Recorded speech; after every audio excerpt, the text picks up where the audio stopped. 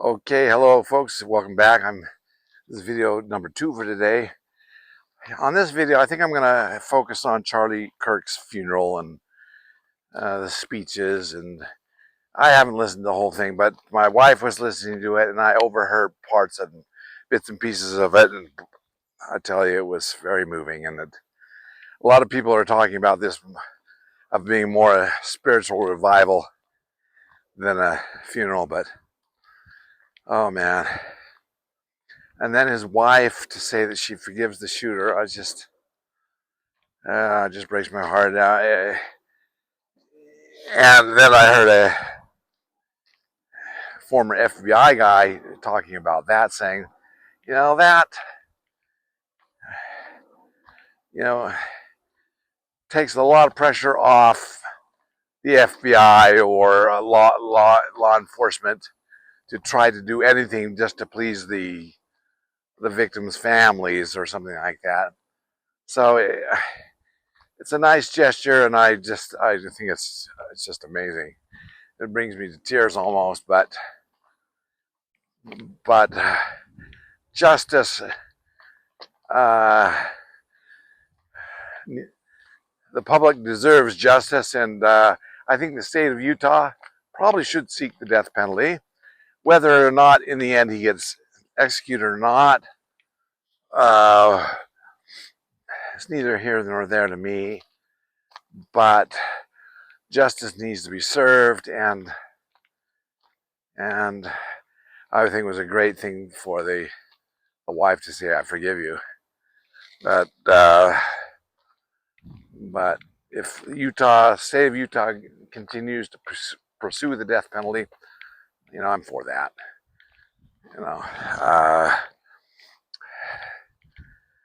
Anyways, let's see. Who was the commentator that kind of came out against the death penalty and made me kind of take me back? But it's all right. People have their own opinions, but I think it's a huge deterrent, and I think as I think it was Pete Hegseth said, without the home of the brave, you don't have the home of the free. It takes bravery to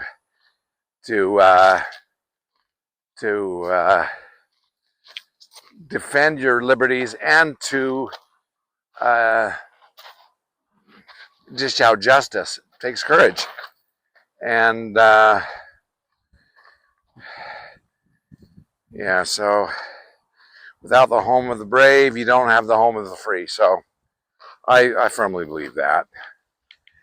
And so, but on a personal level, for the victim's wife, I think it shows what kind of person she is, and I think she'll be blessed for that, for not insisting. I doubt she'll be insisting for the death penalty. In the end, what happens, it's up to the state of Utah, but no, I believe in justice. Okay, so there's that. That's 3 minutes. Okay, let's switch gears to today. I listened to President Trump and all of these people who've been working on autism and talking about autism and the link to Tylenol, and I'm just shocked but pleased, and I'm pleased in the openness, the unity, the transparency, and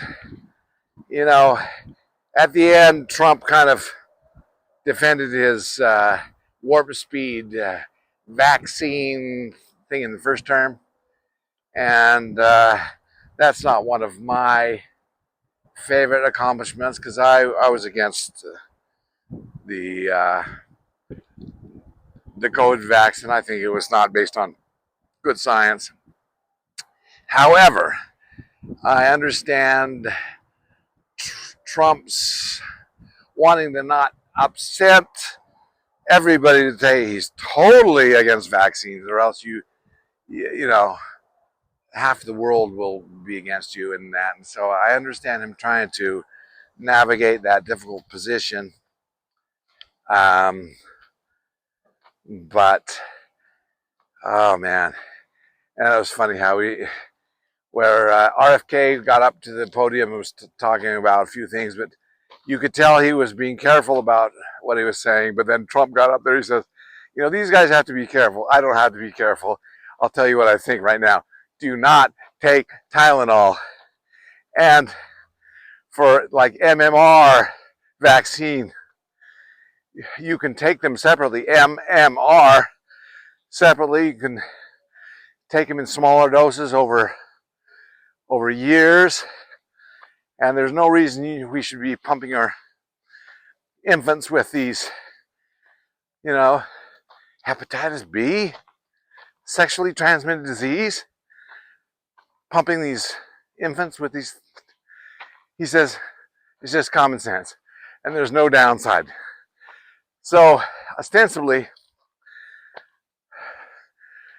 Trump's saying nothing against the vaccines. He's kind of defending his warp speed position on COVID and things like that. But he's saying there's no downside to spreading them out, taking them later than they should for like hepatitis B, saying, why not wait till they're 12 years old and then it's no problem? And why don't you spread out all these mixed vaccines, MMR, whatever, I guess.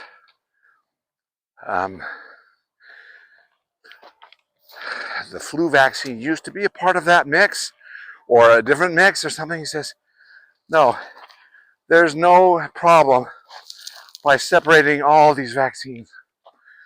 He says, and this is what RFK has been saying for a long time. He says, when I was a kid, we had like 16 vaccines on the vaccination schedule. Now they're like 80, all to be given to an infant before they're 2 or something like that. And he says, and this coincides exactly with the high incidence of different infant diseases. And I agree wholeheartedly. And, you know, he has to be he's more careful about his words, but Trump's, these guys are being more careful than I am. I'll just tell it like this. If you're a pregnant woman, do not take Tylenol. Do not give Tylenol to your young children. And so, it's, I didn't expect this Tylenol thing, but I thought it was going to all be about, when I saw the headline, autism and this and that announcement, I thought it was all going to be about MMR. But I was surprised to see that. Oh, and then also there's a additional medication that they're recommending that's already being used for like patients taking chemotherapy, but it's not a strong drug. It's a lot more like a vitamin or something like that. Something to do with vitamin B take up in the brain. And they believe that that is one of the culprits of autism. And they predict that even older children with autism, people are going to see great improvement, if not complete reversal of this disease. And oh my heavens, 3 or 4 mothers came up, were crying over their experiences with their child. Some of them are severely autistic, and it's kind of a living hell. And it's so sad to see the kids struggle to communicate or whatever. And maybe this will save them, but oh my heavens. So it was great. It was great to see Dr. Oz come up to the podium. And anyway, so, man,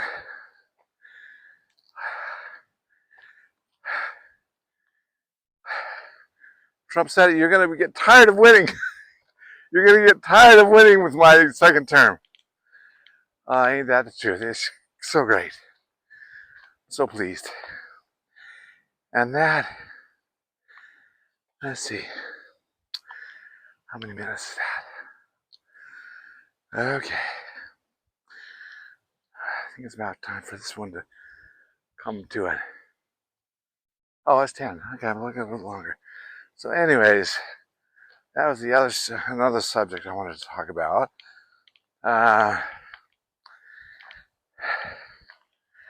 And then just let me hop back to Charlie Kirk's funeral. I just heard bits and pieces of some of the talks, and I was literally in tears with almost every one of them. It was so spiritual and so inspired and so and then I love this idea. Many of you are familiar with my church's former relationship to the Boy Scouts. Boy Scouts used to be considered the activity arm for particularly young men, and then the activity arm of the church. And we've cut our ties with that for good reason. And but there really hasn't come anything that's kind of replaced it. And my YouTubing friend, Watcher Palmer, suggested, hey, it would be a great idea if our church would embrace the TurningPoint USA in Charlie's honor. And what an example of Christian values and exemplifying Christ. And oh my heavens, if our church embraced this TurningPoint USA, I would be thrilled. But that's a wish list. But and then very quickly, and then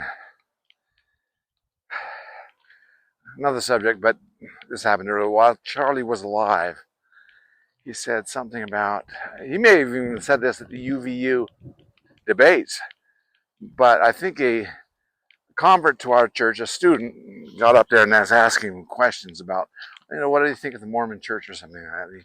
And Charlie said, I love Mormons. Half my staff is Mormons. But, he said, your church has lost its mojo and it has bowed the knee to, wokeness and LGBT issues, and you've got to get your mojo back. And I agree wholeheartedly. And therefore, that's why I'm kind of doubtful that TurningPoint USA will be taken up by our church, but I think it would be great. But anyways, that's all I want to say about that for now. And I hope my microphone still had battery and got this all. Thank you for listening. Bye-bye.